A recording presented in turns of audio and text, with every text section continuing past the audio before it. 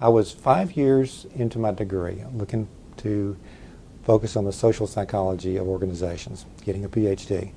I'd finished all the coursework. I had completed every written exam. And I was before my committee, and they were asking me questions, a dissertation committee. And one of the questions was about population ecology. Now, that's a perfectly legitimate area of sociology. It wasn't in my degree, actually, but I knew the answer. Population ecology is a theory of organizations. Basically, very simply, is people think up many types of organizations and begin many types of organizations. But the environment, the economics, the raw material access, and so forth, those things determine which ones survive. So it's basically survival of the fittest applied to organizations. And I explained that, and then I said, I think it's a very useful theory. It's good for research and development. As a matter of fact, I said that I think that the concept applies better in organizations than it does in biology. And I just kind of made that comment in passing. Well, one of the members of my committee was an entomologist. And he turned to the professor beside him and said, "What did he say?" And next thing I knew, I'm watching my committee discuss what's going to happen to my life that I've been investing in all this time. Finally, one of them says, "Let me meet with him separately. I'm sure we can work this out." And the rest of them agreed, and I said, "Well, how shall I prepare for the meeting?" And one of them said, "Any way you'd like to." Well, it was later I found out that what that meant was it doesn't matter how you prepare. So I met with the professor, and while we were together, he begins with something like, "Now you know that Darwin didn't just make up the theory of evolution."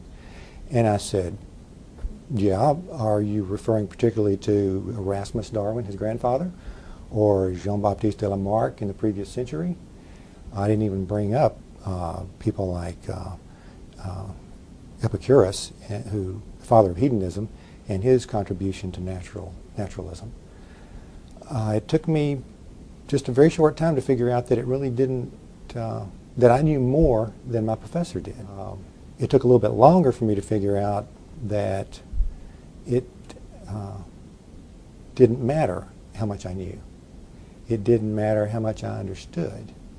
It didn't matter how much I thought. All that mattered was what I believed.